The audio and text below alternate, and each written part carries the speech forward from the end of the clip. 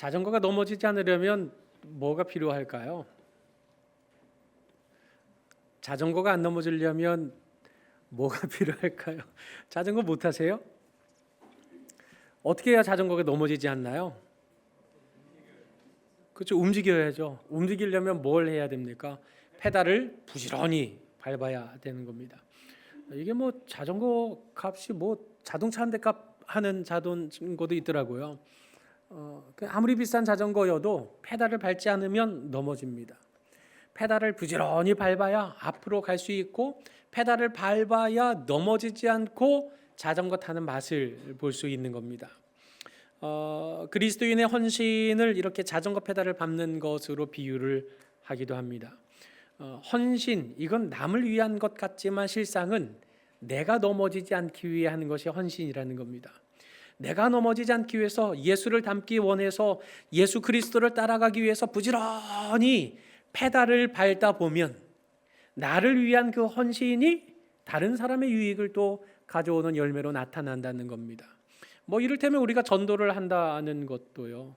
그 목요 전도 대회에 우리가 그 동참하신 여러 성도님들이 계시는데, 이 전도에 동참을 하니 다른 사람을 살리기보다 내가 먼저 살더라, 뭐 이런 고백들을 많이 하세요.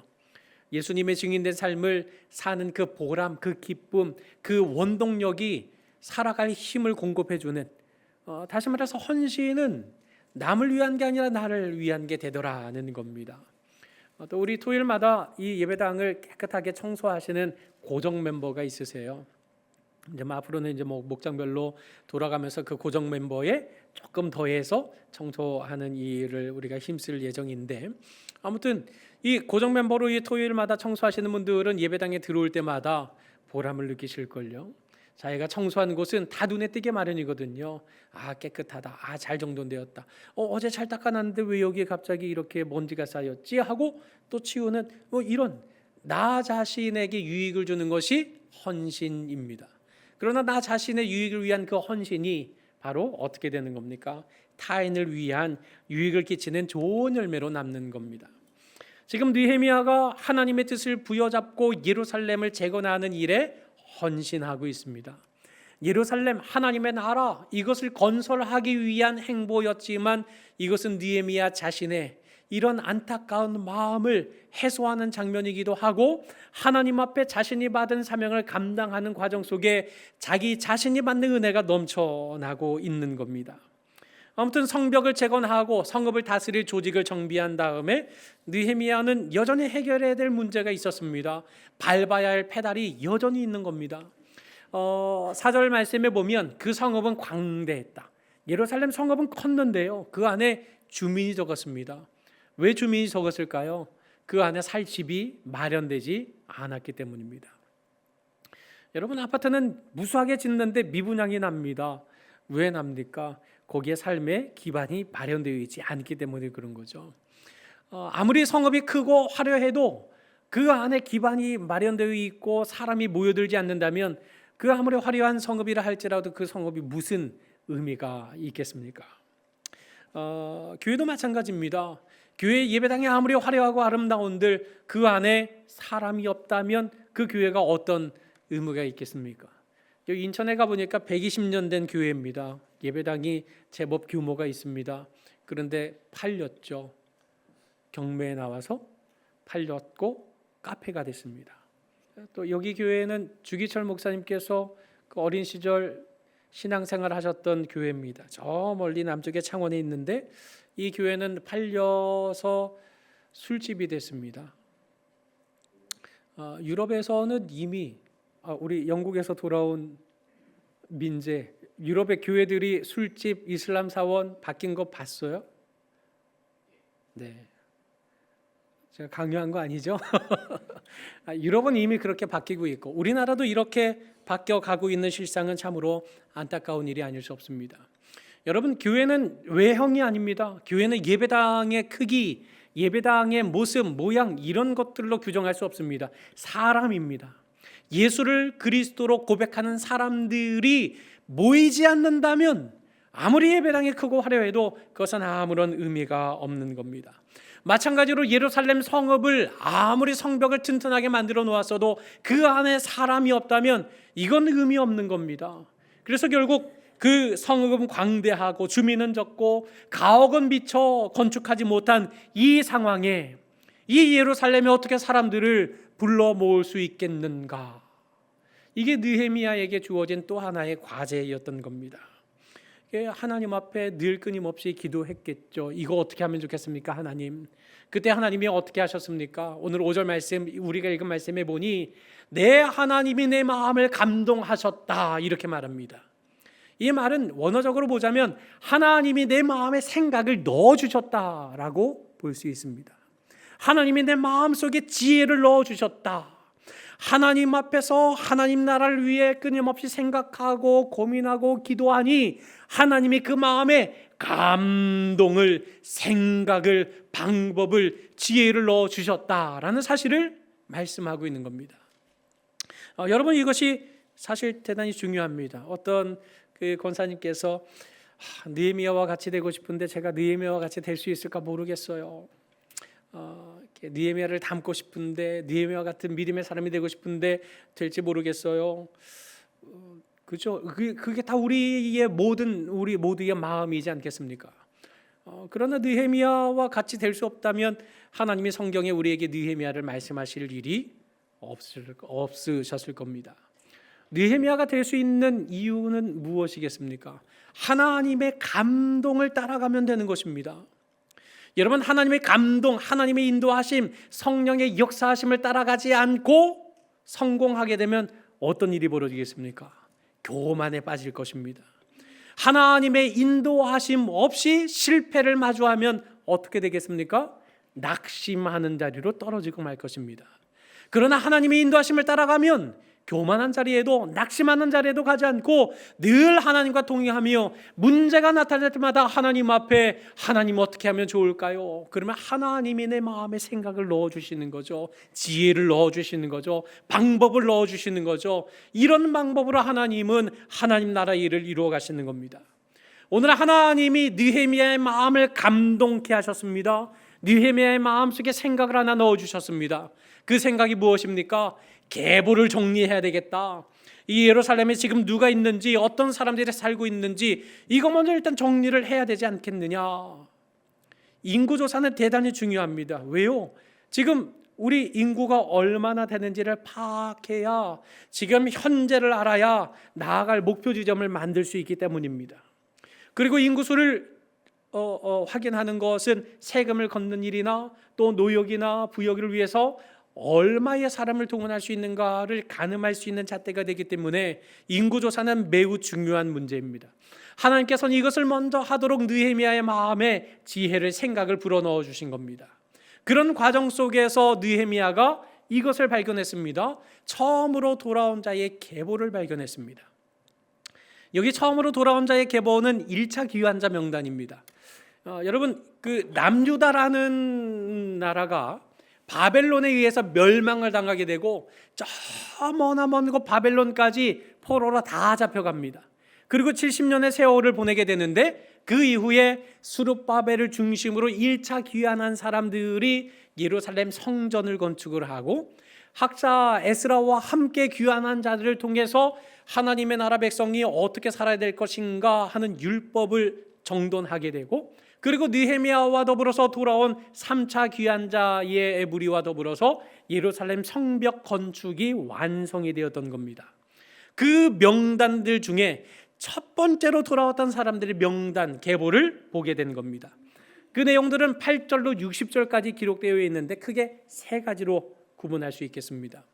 먼저 8절로 25절에 보면 아무개의 자손이 몇 명이요 이렇게 반복적으로 기록되어 있습니다. 거기 말하는 땡땡땡은 사람 이름을 말하는 겁니다. 즉 개인의 혈통을 따라 분류한 명단이고, 그리고 26절로 38절에 보면 지역 출신별로 분류를 하고 있습니다. 땡땡땡 되어 있는 것은 바로 지역 이름을 말하는 겁니다. 그 지역 출신이 몇 명이다. 그리고 39절로 60절까지에는 직업을 따라서 사람들을 또 분류해 놓았습니다. 뭐 제사장, 뭐 레위 사람, 노래하는 사람, 뭐 문지기, 뭐 느디님 사람, 뭐 솔로몬의 신하의 자손, 뭐 이런 식으로 직업을 따라서 분류를 해 놓았습니다. 저는 이 시간에 이 족보들 가운데, 이 계보들 가운데 직업을 따른 분류를 중심으로 말씀을 상고해 보려고 합니다. 여러분 그 7장의 39절과 42절에 일단은 먼저 돌아온 귀환한 제사장들의 숫자가 나옵니다. 39절에 보면 973명이, 40절에는 1052명, 41절에는 1247명, 42절에는 1000 몇 명입니까? 17명. 이렇게 돌아왔습니다. 그 9시에 이미 해서 뭐 지경희 전사님 뭐 숫자 다 아실 테고 아침에 물어봤더니 척척척 합이 나오던데요. 이 총 도합 몇 명입니까 이게? 4,289명이 돌아왔습니다. 여러분 4,000명 이상이 돌아왔다. 이거는 사실 숫자적으로 굉장히 큰 비중을 차지합니다. 그런데 이어지는 43절과 45절 말씀에 보면 귀환한 레위 사람들의 숫자가 나오는데요. 43절에 보니까 74명, 44절에 보니까 148명, 45절에 보니까 138명이라고 기록되어 있습니다. 이 사람들의 더합 숫자를 보니까 360명입니다. 제사장과 레위 사람들의 숫자가 거의 8배 정도 차이가 나요. 그런데 여러분 제사장이나 레위 사람이나 같은 족속의 사람입니다. 레위 지파에 속한 후손들 중에 아론이라고 하는 사람의 후손들이 제사장 역할을 감당했습니다. 그리고 그 나머지 레위 지파에 속한 아론의 후손이 아닌 다른 모든 레위 지파의 사람들이 레위 사람의 역할을 감당한 겁니다. 여러분 제사장과 레위 사람의 역할은 이렇습니다.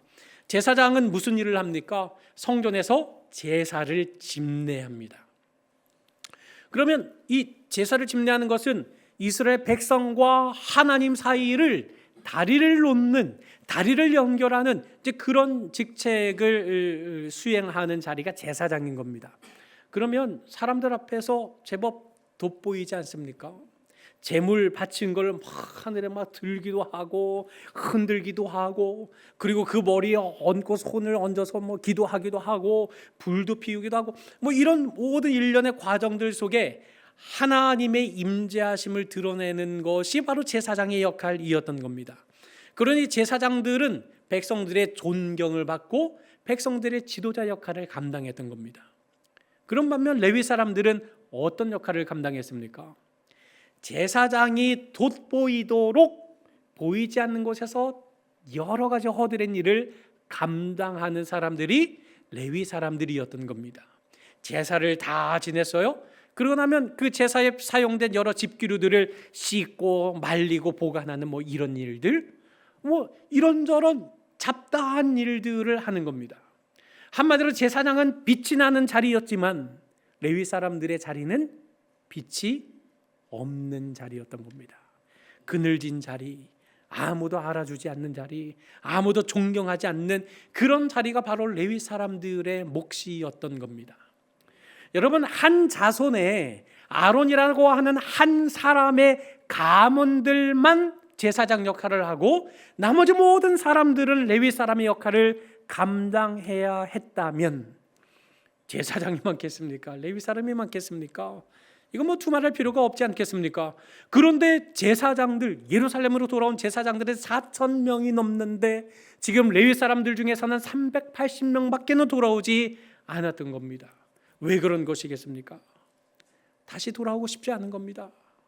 다시 빛나지 않은 그곳에서 내 손에 그런 구정물을 묻히고 싶지 않았던 겁니다. 제사장은 존경이라도 받고 빛이라도 나죠. 그런데 빛나지 않은 그 자리에서 하나님 앞에 이런 일들을 한다. 아이고 나는 더 이상 그 일을 하기 싫다. 이런 마음이었을 것입니다. 여러분 70년 동안 바벨론에서 살았습니다. 70년이면 어떤 세월이겠습니까? 이 예루살렘에서 붙잡혀간 사람들의 대부분이 다 생명을 다했을 것이고 그 자손들이 그 땅에서 새롭게 태어났을 것입니다. 여러분 그 땅에서 태어난 그 사람들은 그 땅의 문화와 사상이 익숙한 상태에서 자라나지 않았겠습니까? 그 땅의 모든 삶의 터전과 기반이 다 있지 않겠습니까? 그런데 예루살렘을 회복시키자 하고 돌아가자가 할 때 돌아가는 것이 과연 쉬운 일이겠습니까? 예루살렘에 다시 돌아갈 수 있도록 어떤 거주지가 마련된 것도 아니고 정착촌이 준비가 되어 있는 것도 아니고 그야말로 허벌판 아무것도 없는 예루살렘으로 바빌론의 모든 삶의 기반을 다 버려두고 70년 동안 쌓아놓았던 모든 기반을 버려두고 다시 예루살렘으로 돌아온다는 것, 이거 보통 마음으로 할 수 있는 것이 아니었던 겁니다. 그런데 레위 사람들은 내가 그런 구정물을 묻히기 위해서까지 또다시 내가 돌아가야 하겠는가 하고 많은 사람들이 대다수가 따라 나서지 않고 그냥 바벨론에 머물기를 원했던 것입니다. 여러분, 제사장이 많이 돌아왔고 레위 사람들이 그렇게 헌신하기를 인색해 했는데 오늘 말씀해 보니까 46절로 60절까지에는 제사장과 레위 사람과는 격이 맞지 않는, 한마디로 급이 맞지 않는 이런 또 다른 사람들이 소개되어 있습니다. 바로 느디님 사람들과 솔로몬의 신하의 자손들이 소개되어 있습니다. 여러분 발음이 쉽지는 않은 것 같습니다. 한번 따라해 보실까요? 느디님. 이게 참 쉽지 않습니다. 이 느디님이라는 말이 무슨 말이냐면 주어진 자들, 헌신한 자들이라는 의미를 가지고 있는 겁니다. 이건 어떤 가문을 말하는 것도 아니고 지역을 말하는 것도 아니고 그 사람들의 직분의 특성을 말하는 겁니다. 이 사람들로 말하자면 저 구약의 여호수아 9장으로 돌아갑니다. 기브온 족속들이 있었습니다. 이 가나안 족속이었는데 지금 여호수아가 점령해 오고 있는 그런 상황에 우리가 살 길이 뭐겠느냐? 저 여호와 하나님을 섬기는 여호수아의 이스라엘 백성들과 화친을 맺는 방법밖에는 없다. 그런데 들어보니 저 사람들의 목적은 이 가나안에 있는 모든 족속을 진멸하는 거라고 하더라. 우리가 가나안 족속이라고 말하면 어찌 되겠느냐? 다 죽지 않겠느냐? 속이자, 꾀를 내자. 그리고 낡은 옷을 입습니다. 가죽보다도 다 낡은 거를 다 이렇게 손에 듭니다. 신발도 다 떨어진 거 신고 여호수아의 부대로 나아가서 우리가 저 머나먼 땅에서 여호와의 이름을 듣고 당신들과 화친하기 위해서 여기까지 왔습니다. 속였습니다. 그리고 이스라엘 백성과 화친한 거예요. 원래는 가나안 족속이기 때문에 심판의 대상이었지만 이들이 속였고 그대로 속아 넘어가서 이 기브온 족속과 화친을 하게 된 거죠. 그런데 알고 보니 가나안 족속이었던 겁니다. 어떻게 할까요? 이걸 죽일까요? 살릴까요? 하나님의 이름으로 서약을 했는데 이걸 죽일 수는 없지 않겠습니까?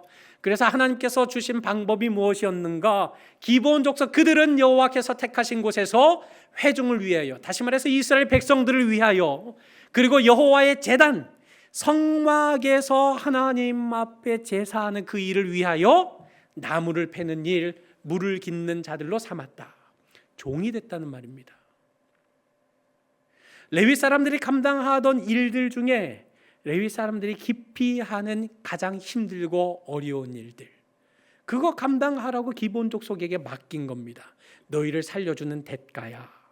이런 식으로 타국인 외인들이 이스라엘 백성들 안에 들어오게 될 때마다 그 사람들은 이처럼 레위 사람들이 감당하기 힘들어하고 어려워하는 거추장스러운 것, 힘든 것, 이런 것들을 도맡아 했던 것입니다. 이 사람들을 가리켜서 바로 느디님 사람들이라고 호칭했던 겁니다. 여러분, 이 사람들이 바빌론에서 예루살렘으로 돌아와야 할 이유가 있습니까? 레위 지파의 사람들이라면 하나님 앞에 성전 관리를 위한 사명을 부여받았던 까닭에 예루살렘으로 돌아와야 마땅했습니다. 그런데 느디님 사람들은 돌아올 이유가 있었습니까? 어찌 보면 바벨론으로 끌려간 게 어떤 면에서는 이런 표현이 어떨지 모르지만 신분 세탁할 수 있는 좋은 기회이지 않습니까? 이제 더 이상 남유다가 없어진 겁니다. 나라가 사라졌습니다. 그러면 그동안 맺었던 종으로서의 언약, 맺은 그 계약도 다 파기된 것 아닙니까? 굳이 예루살렘으로 돌아가서 물 깃는 일, 나무 패는 일 하면서 종이 될 필요가 없었던 사람들이 바로 느디딤 사람들이었던 겁니다. 그런데 이들이 돌아왔습니다. 레위 사람들도 기피 아는 그 일을 감당하겠다고, 종이 되겠다고 자기 발로 스스로 예루살렘으로 돌아온 사람들의 명단을 기록하고 있는 겁니다. 이어지는 57절 이하에 솔로몬의 신하의 자손이라고 되어 있는데, 여기 말하는 신하는 고위 관료를 말하는 게 아닙니다.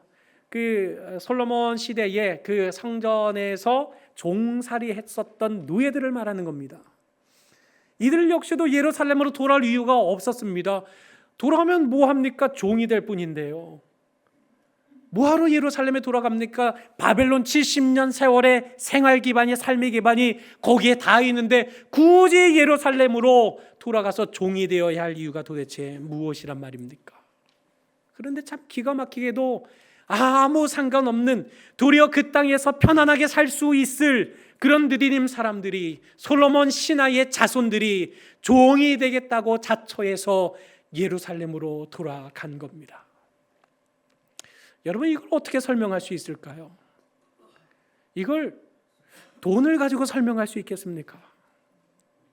이거를 자본주의를 가지고 설명할 수 있겠습니까? 아니면 사회주의를 가지고 설명할 수 있겠습니까? 여러분, 이것을 과학으로 설명하겠습니까? 무엇으로 설명할 길이 있겠습니까? 설명할 길이 없습니다. 인간의 본성은 다 이기적이지 않습니까? 나를 위하는 삶이지 않습니까? 그런데 이 사람들은 자기의 자리를 포기하고 스스로 걸어서 종의 자리를 향해 나아갔던 것입니다. 하나님이 그들의 마음을 감동하셨다. 이것 아니고는 이 사실을 무슨 말로 설명할 길이 있겠습니까?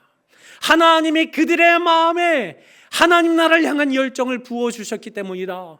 이 말 말고 무슨 말로 그들의 걸음을 설명할 길이 있었겠습니까? 여러분, 2015년에 이슬람의 IS에 의해서 죽임을 당한 기독교 순교자들이 21명이 있었습니다. 이들이 그 이집트로 끌려가서 그 해변에서 다 목이 칼로 잘리는 참수형을 당했습니다. 묻는 겁니다. 예수를 믿냐? 예수님이 하나님의 아들 맞냐? 부인하면 내가 너 살려줄게. 나는 부인 못합니다. 그럼 각오해라. 칼로 목을 잘라버렸습니다. 다음 사람에게 또 묻습니다. 너도 믿냐? 부인하면 살려주마. 믿는다는 겁니다. 그렇게 한 사람 목이 잘려서 죽게 되는데, 그렇게 죽은 사람이 총 21명입니다. 그런데 공교롭게도 이 사람들 중에 한 사람은 본래 이 기독교인이 아니었습니다. 그냥 그들과 함께 있다가 붙잡혀온 사람이었습니다. 여기 화살표에 보시면 얼굴이 유독 검은 사람이 있습니다. 아프리카 차드에서 일하기 위해서 리비아로 잠시 왔다가 리비아에서 저 기독교인들이 납치가 될 때 그들과 함께 있었다는 이유로 그냥 무작정 납치가 되어 저기까지 끌려가게 된 겁니다. 이 사람은 아무 죽을 이유가 없지 않겠습니까? 칼을 들이대고 예수님이 하나님의 아들이신 걸 믿느냐? 믿지 않는다고 하면 널 살려주마. 나는 안 믿는 사람이에요. 나는 이 사람들을 아무도 몰라요. 난 여기까지 왜 끌려왔는지 난 그 영문도 모르겠어요. 나는 기독교인이 아니에요. 하면 생명을 얻고 자기 고국으로 돌아갈 수 있었습니다. 그런데 이 사람은 이 잡혀온 자들이 예수를 부인하지 않고 죽음 앞에서조차도 자기 목숨을 내던지기를 조금도 아까워하지 않았던 이런 모습을 발견하게 됐습니다. 야, 이들이 생명까지 아끼지 않고 부인하지 않는 그 예수가 진짜 신이겠구나. 그분이 정말 살아계시지 않는다면 어떻게 자기 생명을 내던질 수 있는가? 칼을 들이대고 예수가 하나님의 아들이심을 믿느냐? 내 목을 치시오. 내가 이 사람들과 함께 했던 사람은 아니지만 적어도 칼을 들고 있는 당신의 신이 참신이 아니라 이 죽은 사람들의 신이야말로 진짜 신이라는 것은 내가 알겠습니다. 나도 예수를 믿습니다. 하고 그 자리에서 참수를 당하게 되었던 겁니다. 여러분, 지금 그 사람이 어떻게 저 영원한 천국의 생명을 얻게 된 겁니까? 자기 목숨을 아끼지 않는 희생의 자리, 헌신의 자리로 나아갔던 진정한 예수 믿는 신자들 때문이지 않았습니까? 여러분, 자기 희생의 자리, 자기 헌신의 자리는 나만 사는 것이 아닙니다. 남도 살리는 일이 되는 겁니다. 왜 내 목숨을 예수 이름 때문에 내놓아야 하는가? 어떤 세상의 상식으로도 설명되지 않습니다. 하나님의 감동 아니고서는, 성령께서 주시는 그 마음이 아니고서는 그 행적, 그 헌신과 희생의 걸음을 도무지 설명할 길이 없는 겁니다. 여러분, 이 자리에 오늘 왜 오셨습니까? 오늘 주말이고 쉬는 날이고 날도 풀리는데 꽃구경하러 갈 수 있는 좋은 시절, 좋은 시기이지 않습니까? 그럼에도 불구하고 오늘 이 자리에 와서 이 한 시간 또 피곤하게 앉아서 이렇게 예배드리고 있는 이유가 있다면 도대체 무엇입니까? 이 예배하는 이유를 세상의 말로 설명할 길이 있겠습니까? 과학으로 설명할 길이 있겠습니까? 지금 집에서 조금 더 편안하게 눕고 쉬면 얼마나 좋겠습니까마는, 그럼에도 불구하고 오늘 우리가 이렇게 예배 자리에 모여서 함께 주의 이름을 찬양하고 함께 하나님의 말씀을 상고하고 희생과 헌신에 대한 말씀을 듣게 되는 이유는 하나님이 우리의 마음을 감동하셨고 성령께서 우리의 마음을 주장하신다는 이 한 가지 사실 말고 어떤 말로 설명할 길이 있겠습니까?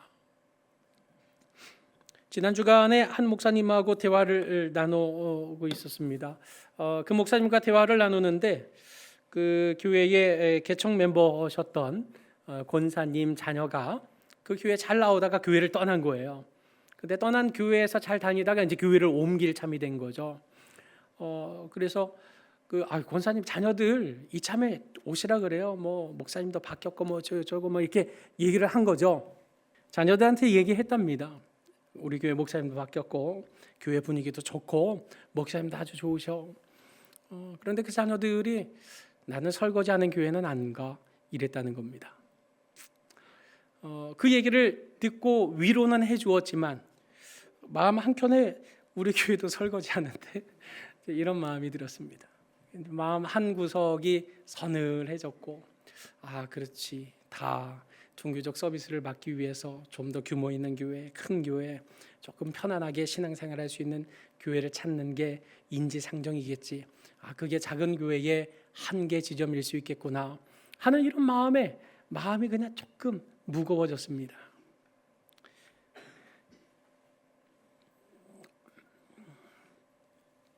그런데 지난 화요일에 서부경영 아카데미를 개강하지 않았겠습니까?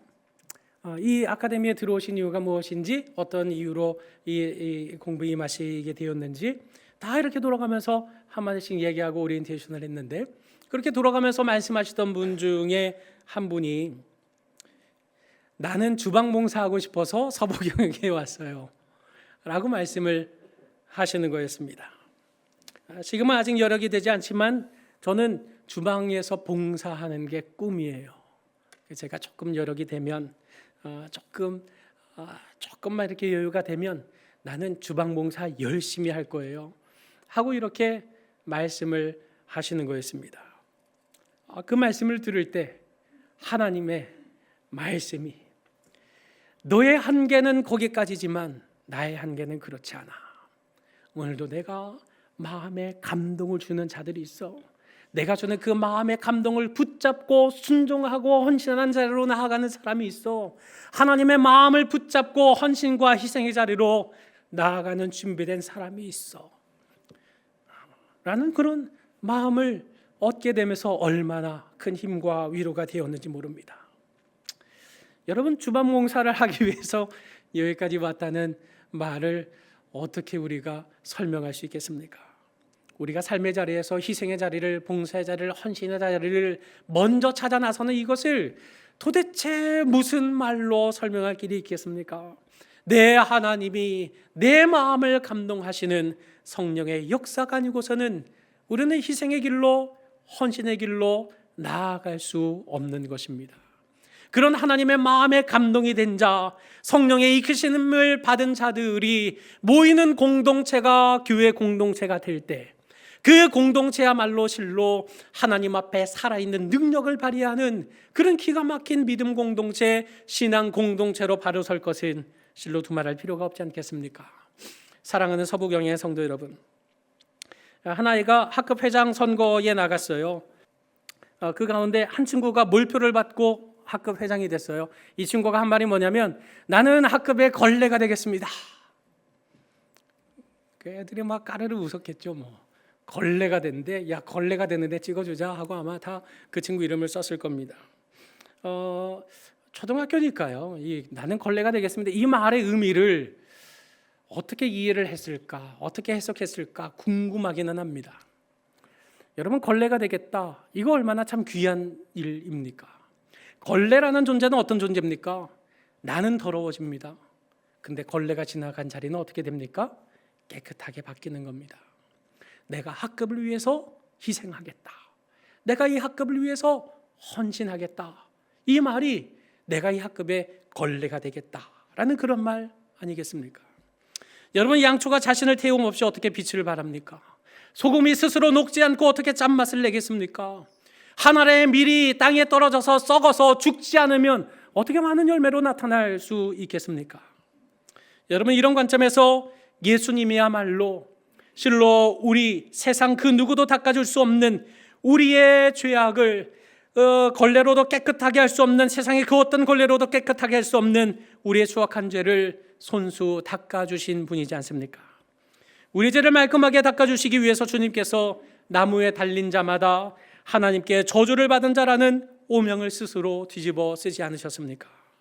우리를 깨끗게 하시려 자신이 걸레처럼 더러워지는 것을 개의치 않으셨던 분, 그거 바로 우리가 믿고 따르는 예수님이지 않습니까? 그렇다면 그 주님을 따른다고 고백하는 사람들의 공동체인 교회가 나아가야 할 길은 명확해진 것 같습니다. 교회를 구성하는 성도의 삶은 주님을 본받아서 내 옷이 더럽혀지더라도 하나님 나라를 깨끗하게 하고, 나는 쇠하더라도 하나님 나라를 흥하게 만들며, 내 손은 거칠어질지라도 하나님 나라가 더욱 윤택하도록 살아가는 것, 이것이 그리스도인들의 당연한 의무가 되지 않겠습니까? 이 세상을 깨끗하게 하는 걸레는 천대받다가 마지막에 쓰레기통에 버려지고 맙니다.